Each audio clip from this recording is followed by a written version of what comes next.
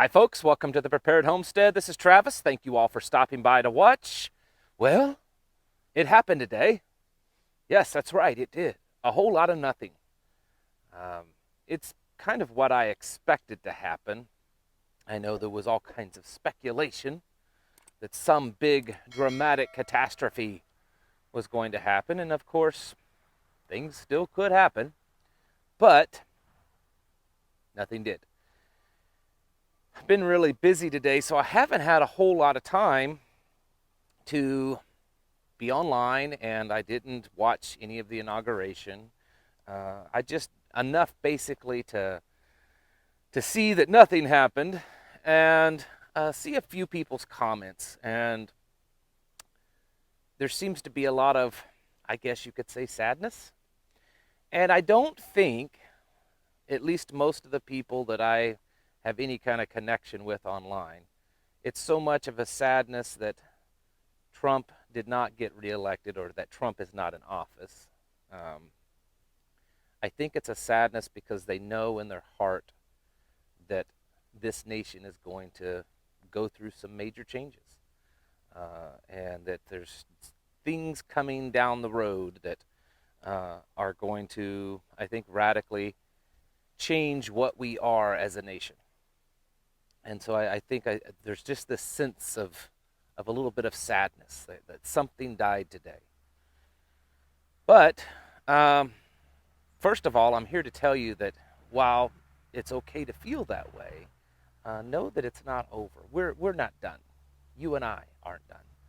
I mean, I think we all know where all the politicians lie, and if there was anything, I think that the Trump presidency did is it opened pretty much everyone's eyes, and most of us kind of already thought it, but it certainly confirmed that we are alone in a fight for freedom. We are alone in this struggle to be a moral and free people in this country. That we really don't have any allies when it comes to really any level of government. And so I guess if there was anything that happened, that is one thing, and definitely an important thing.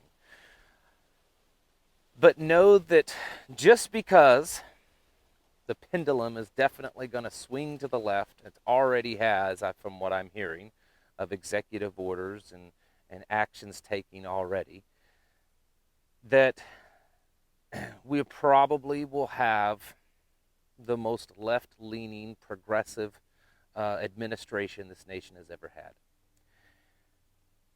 But that doesn't mean that well, the hope of being in a free nation is over. And just because you and I and folks like us are more and more being deemed a threat to society or unfit to be part of society, it doesn't mean that it's over. And for those of you that have spent the last 4 years hoping that there was some plan that you needed to trust in, and maybe you're realizing that the plan either never existed or just isn't going to happen, don't give up either. That's one of my bigger worries, are the hundreds of thousands, maybe millions of people that were following the plan and hoping that there was a plan, and sitting idly by just waiting for the plan because that's what they were told to do.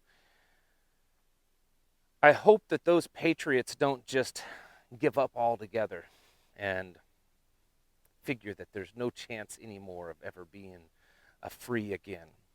Oh, America, as a nation, the United States, it may no longer ever be what it once was. It may go through changes to the point that it doesn't even resemble what it once was. But this spirit of freedom, this idea that we are created by God and are endowed by our Creator with certain inalienable rights, that concept, that idea, does not die today. And so I want to encourage all of you that no matter how sad you may be, to also know that things are pretty clear now. There's not really any more gray areas. We know where we stand. We know where they stand. We know what they want to do. We know where a lot of Americans stand because of all this, because of the politics of this election cycle, and because of the pandemic and all the things that's going on. While it may have divided us, it also makes very clear where everyone stands.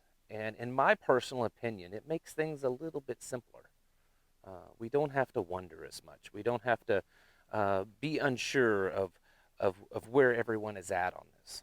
So, in that sense, I think we're better off in that way.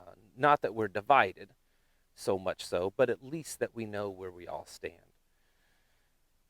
Moving forward, um, I will attempt to get back into the cycle of also talking about more homesteading and actual prepping things.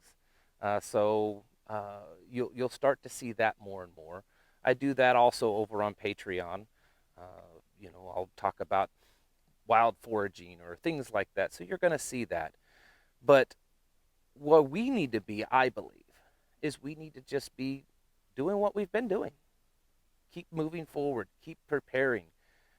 Keep making and building connections so that we're, maybe you even have a mag or you're building a mag, some type of mutual assistance group, some type of group near you that you can grow with and learn from each other and build a network so that as things get worse, as things get more difficult, you have that network to depend on each other and to help each other out. Continue doing these things. If you're ever have any thought of getting out of the city, I'm telling you, you need to. The cities in America, the big cities, have become a cesspool, many of them, most of them. And most of those big cities are cesspools because they're run by liberals. And now the most progressive administration this nation has ever seen is taking hold. And I think those cities are going to become more of a cesspool. I know it's an opinionated statement, but I'm an opinionated man, so what can I say? Get out of the cities. Um, it's just the way it is. I know some of you say, well, I can't find a job or I can't make as much money. Well, guess what? You just don't need to make as much money, okay? Um, for instance, out here where I live, uh, you can live a pretty good life making a fraction of what it takes to live a good life uh, in the city. Probably half or a third of what it takes to live, let's say Dallas. And we're not even talking about the cost of Southern California, but let's just take a city like Dallas or Chicago or something like that, or maybe Miami. Uh, the cost of living out here is greatly reduced. So yeah, you may not make as much money living out like this, but it's doable. And you don't even have to live as far out as we do, but certainly get out of those cities. I want to make note of this for those of you that are interested in moving into this area where I live, the Ozarks. My wife and I have a very close friend of ours who's a realtor, and she has helped several of the listeners on this channel find places here. In fact, one just moved here just a few days ago, and she's very good at what she does, and uh, I actually talked to her today. She's also where we get our milk from, and she's the lady that we bought our sheep off of, and she's a homesteader herself, um, and just her and her husband are really wonderful people. If you are serious about purchasing a home in this area and you're interested in finding a realtor, um, email me at this email below. It's a different one. I know you're saying, hey, I've never seen that email. It's because I'm switching to Proton. The Gmail that's been used, it's still going to be open, but I'm slowly going to start using a Proton mail account because, well, it's safer than Gmail. So email me at this email account that's popping up in the bottom. And if you're serious, she can't deal, she gets enough clients as it is. She can't deal with people that just are, looky looks. Sorry, if that offends you, I'm sorry. If you have, pre-approved credit, that kind of stuff, and you are very serious about moving into this area and you're looking for a realtor, let me know and I'll pass her name on to you. Um, continue getting things prepped up. I noticed today I had to leave and do some things, and on the way back, gas had increased by a dime already, and I suspect gas is going to continue to increase. He's talking about ending the permit for the Keystone Pipeline, and he's certainly not favorable to fossil fuels, the new president.